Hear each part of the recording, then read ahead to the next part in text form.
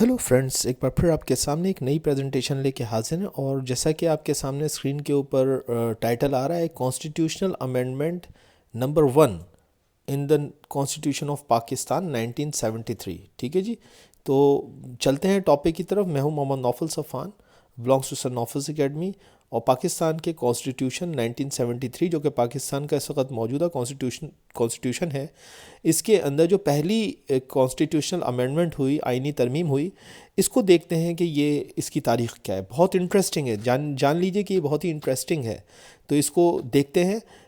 یہ constitution amendment Pakistan کا تیسرا اور متفقہ آئین ذوالفقار علی بھٹو کی سربراہی میں 1973 میں بنا، جو کہ چند آئینی ترامیم کے ساتھ آج تک نافذ العمل ہے۔ اس کے اندر جو ہے وہ 12 پارٹس ہیں، اور اس کے اندر جو ہے وہ 280 آرٹیکلز ہیں۔ سب کو معلوم ہے کہ پہلی آئینی ترمیم کے ذریعے سے پاکستان نے بنگلہ دیش کو تسلیم کیا تھا۔ تو کیا بھٹو صاحب نے پہلی آئینی ترمیم کے ذریعے سے خود ہی آئین کو توڑ دیا؟ چلیں اس کے جواب کو تلاش کرتے ہیں۔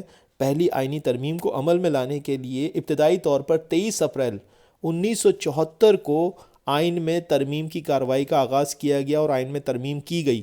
اس وقت اس کی مخالفت میں کوئی ووٹ نہیں آیا تھا، لیکن 13 اراکین نے رائے شماری میں البتہ حصہ نہیں لیا تھا۔ سینٹ میں بھی 25 ووٹ اس کے حق میں اور 2 ووٹ اس کی مخالفت میں آئے۔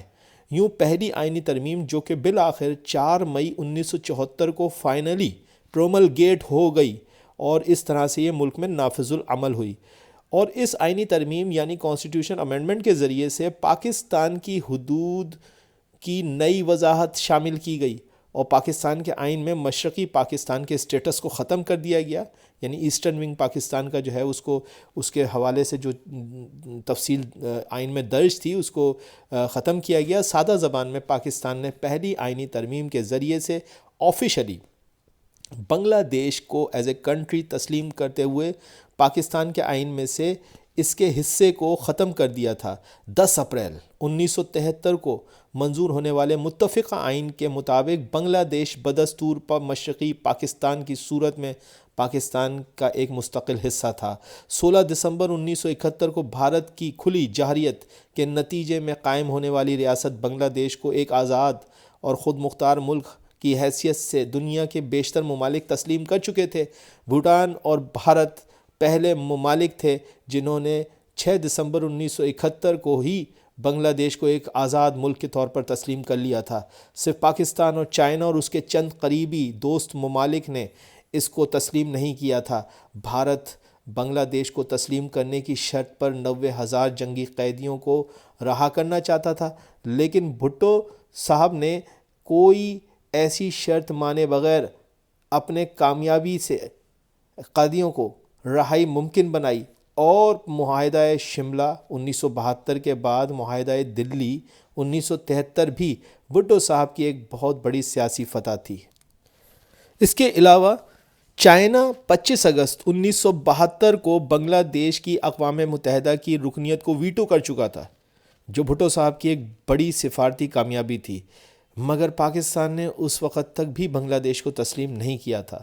اس سلسلے میں 4 جولائی 1973 کو پاکستان کی تاریخ میں پہلی بار کسی حاکم وقت کی طرف سے سپریم کورٹ کو یہ عزت بخشی گئی تھی اور بنگلہ دیش کو تسلیم کرنے کی اجازت طلب کی گئی تھی۔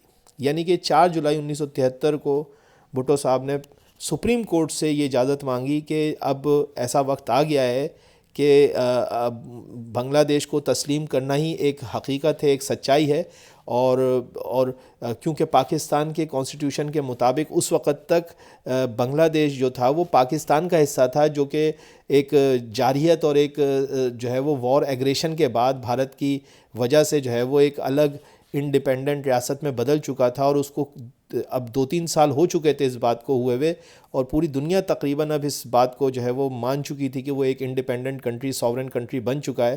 تو اس لیے اب بہتر یہی تھا، شاید بھٹو صاحب نے اس وقت اس حقیقت کو ریئلائز کیا، لیکن اس کو اگر ہم ویسے ڈائریکٹلی مانتا پاکستان تو یہ تو ایک کانسٹیٹیوشنل جو ہے وہ ایبروگیشن ہو جاتی، تو اس لیے جو ہے اس کے لیے سپریم کورٹ سے جو ہے وہ اجازت مانگی گئی کہ سپریم کورٹ جو ہے وہ اس حوالے سے آئین کی تشریح کرے، اور پھر سپریم کورٹ نے جو ہے وہ 7 جولائی 1973 کو سپریم کورٹ نے قومی اسمبلی کو مطلوبہ قانون سازی کی اجازت دے دی تھی. 10 جولائی 1973 کو پارلیمنٹ نے اکثریتی فیصلے سے بھٹو صاحب کو یہ اختیار دے دیا تھا کہ وہ جب چاہیں بنگلہ دیش کو تسلیم کر سکتے ہیں، اور یوں پہلی آئینی ترمیم مکمل قانونی سپورٹ کے ساتھ ہوئی تھی، جس میں قانون کے ہر تقاضے کو مد نظر رکھا گیا. تو یہ پاکستان کی پہلی کانسٹیٹیوشن امینڈمنٹ تھی، بڑی چیلنجنگ کانسٹیٹیوشن امینڈمنٹ تھی، بڑی تاریخ ساز کانسٹیٹیوشن امینڈمنٹ تھی. اور یہ کانسٹیٹیوشنل امینڈمنٹ جو ہے، جس کو ہم فرسٹ کانسٹیٹیوشنل امینڈمنٹ کہتے ہیں، یہ جو ہے وہ پاکستان کے آئین میں 4 مئی 1974 کو ہوتی ہے. سو آئی ہوپ کہ آپ کو یہ کلاس جو ہے آپ کے لیے بینیفیشل رہے گی. Thank you very much.